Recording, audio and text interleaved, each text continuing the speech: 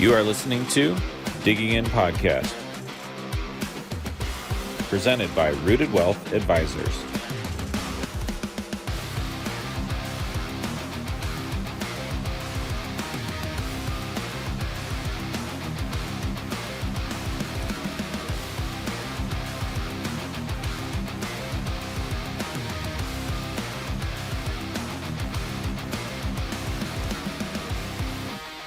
All right, welcome back to the Digging In podcast.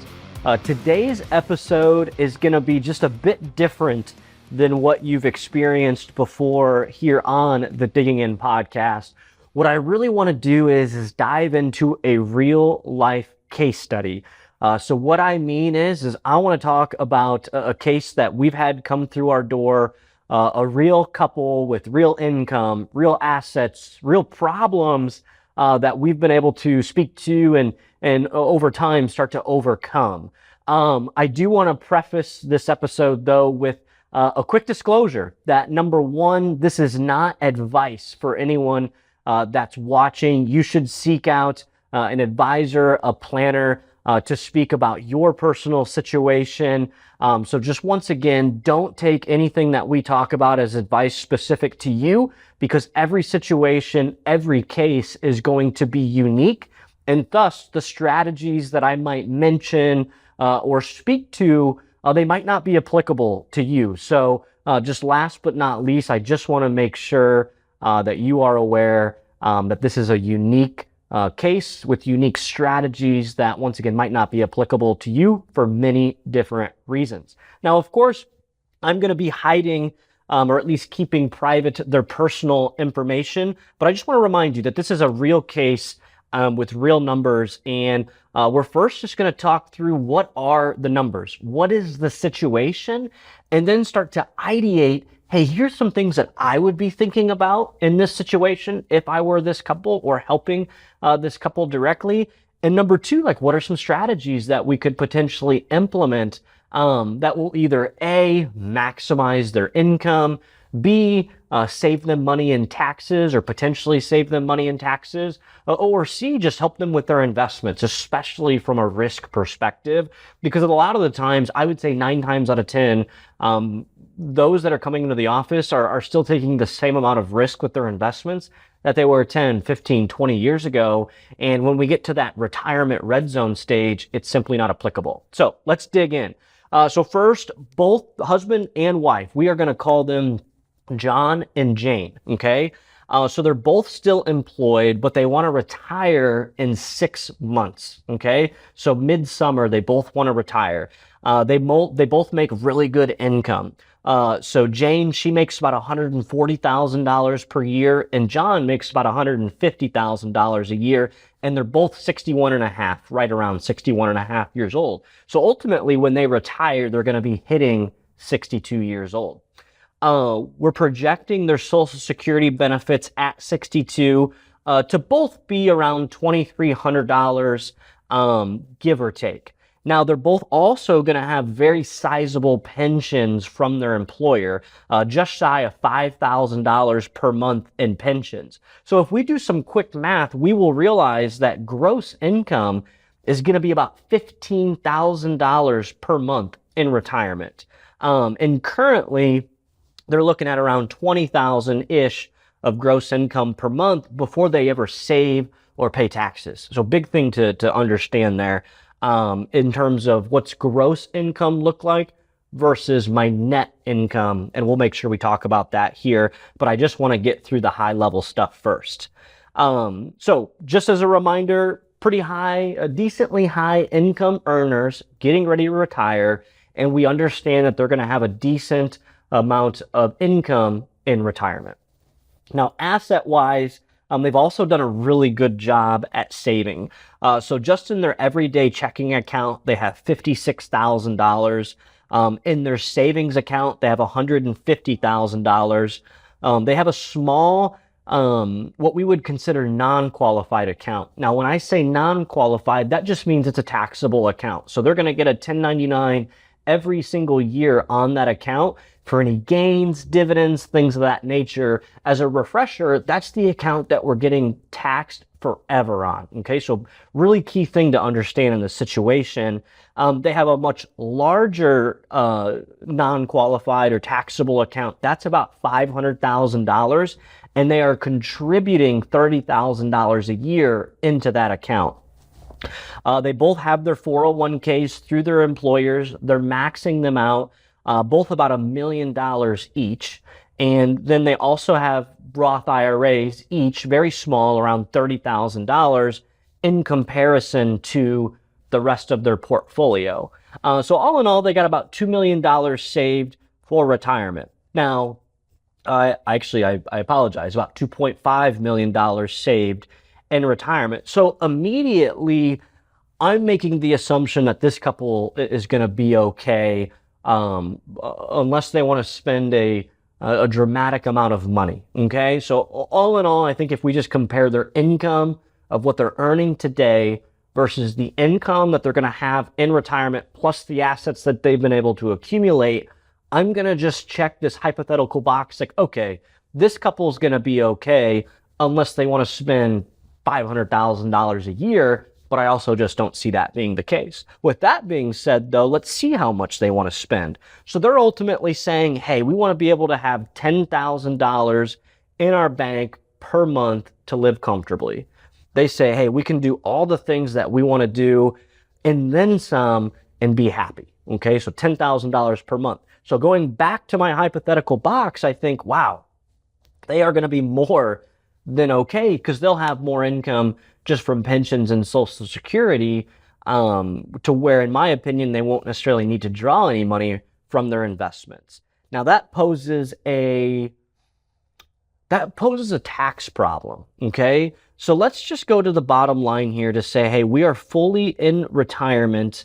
How much net income are we going to have at this point in time?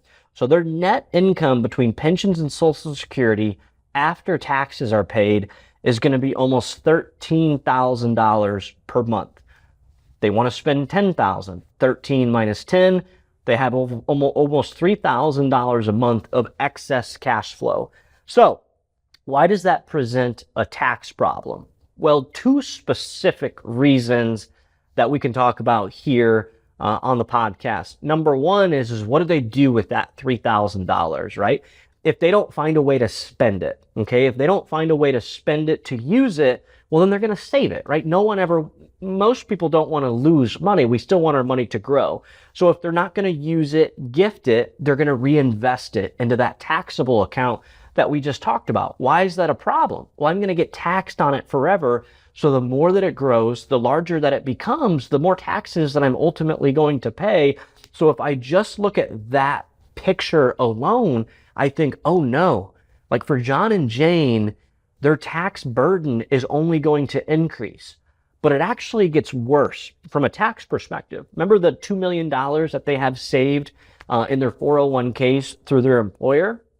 All of that needs to get taxed later.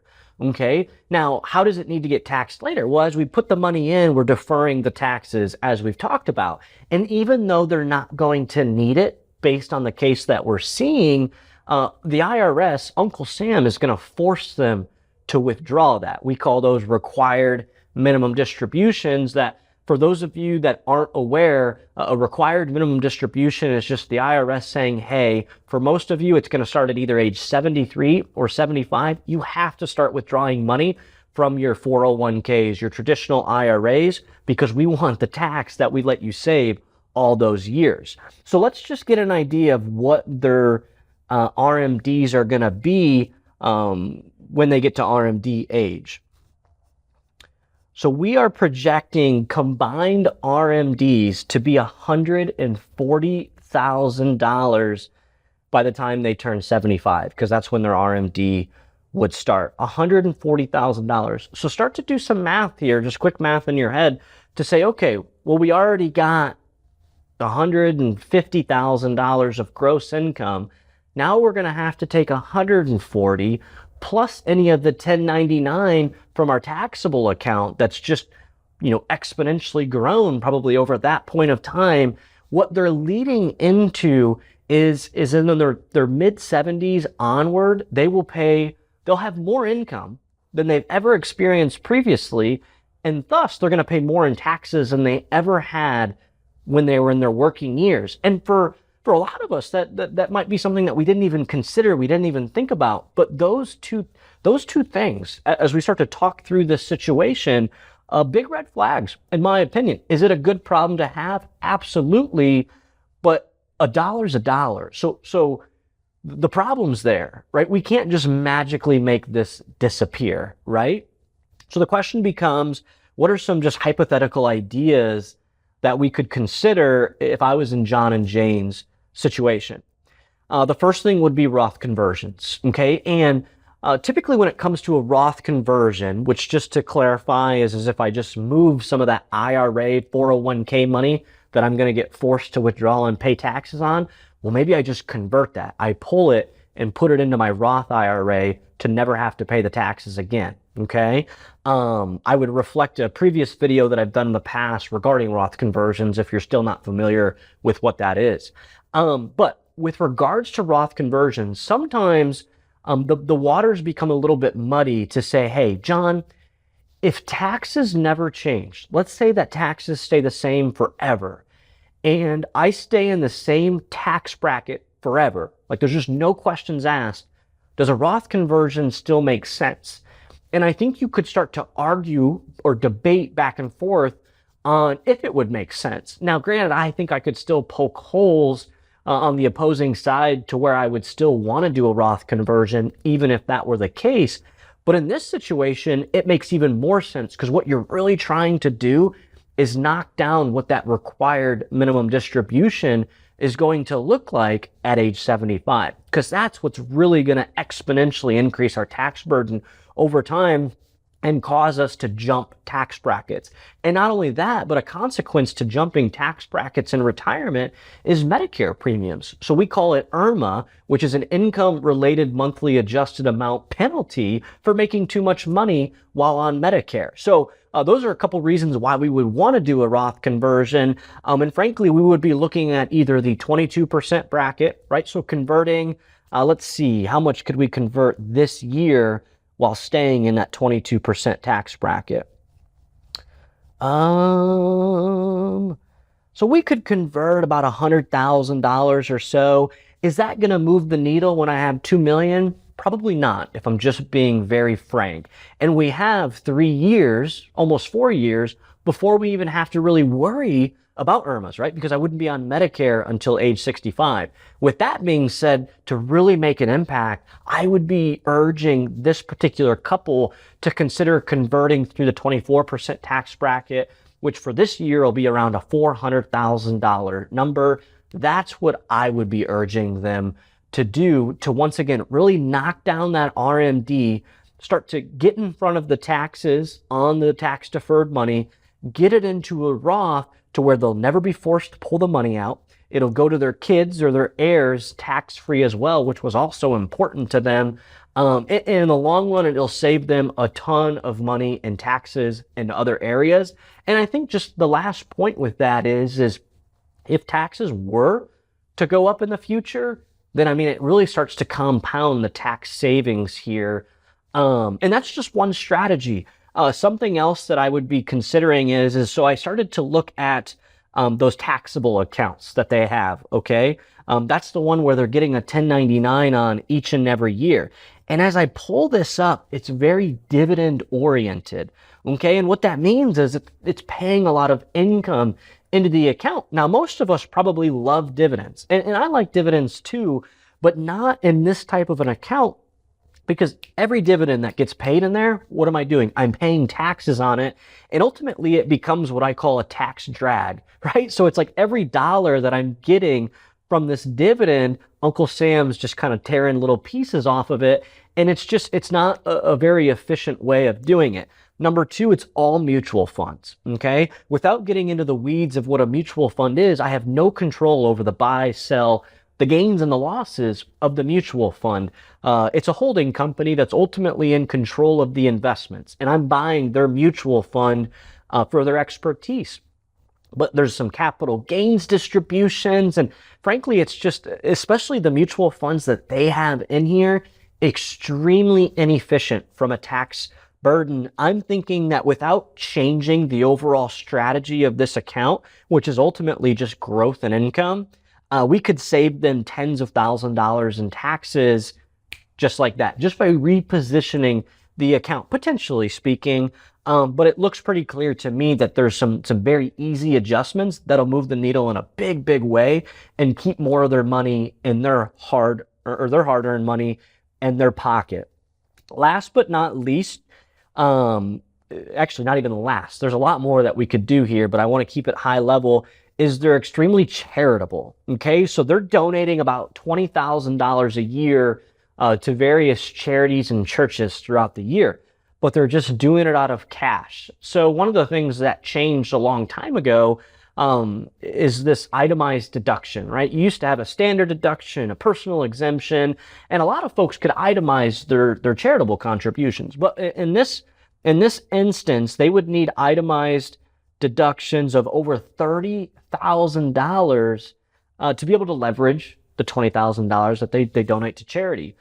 So another idea that I have for John and Jane is I would be considering a donor advised fund, which is ultimately going to be John and Jane's own charitable organization that they can fund with either some of those inefficient mutual funds or some of the cash that they have, and they can ultimately front load it, right? So maybe I put $100,000 into my donor advised fund, then at that point in time, it's going to be a $100,000 itemized deduction for that year.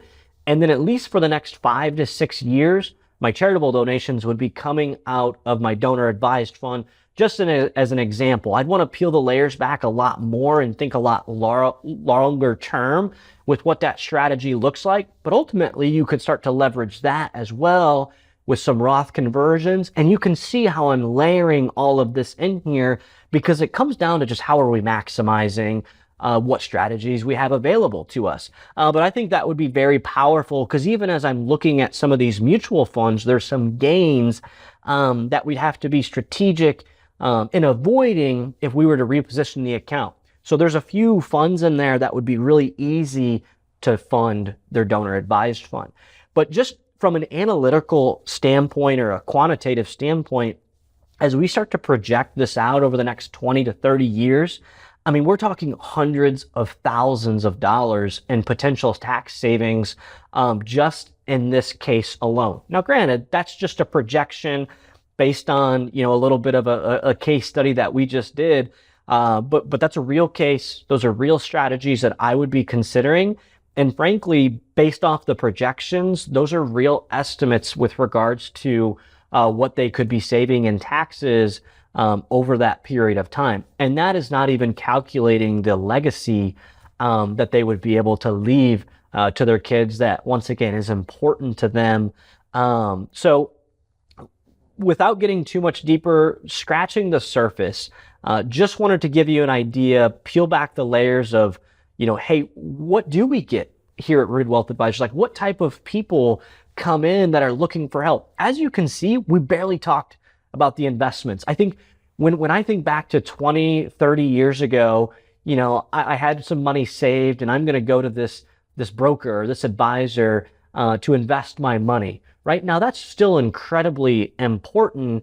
You can see it's much deeper here at Rooted Wealth Advisors. We're looking at it from multiple angles, and we didn't even talk about some of the healthcare or long-term care, items that we worked in with this couple. But anyway, just wanted to peel the layers back. I hope that you found this type of podcast, doing a case study, as insightful, helpful, maybe a little bit enjoyable as well. I'm going to try and do more of these to just continue peeling back the layers, show you some different situations, and maybe this could be of some help for you.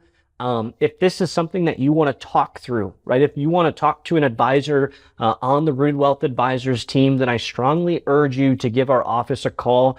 The phone number is 866-766-8332. We'd be happy to even just chat for 5, 10, 15 minutes just to see, like, hey, is there an opportunity for us to potentially help? We keep it super casual. The initial visit is just gathering this data.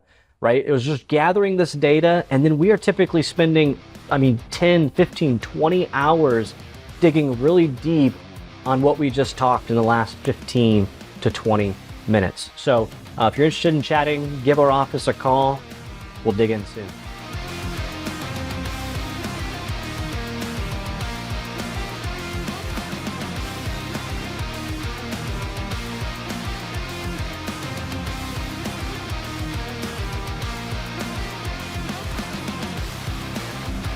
This was Digging In Podcast, presented by Rooted Wealth Advisors.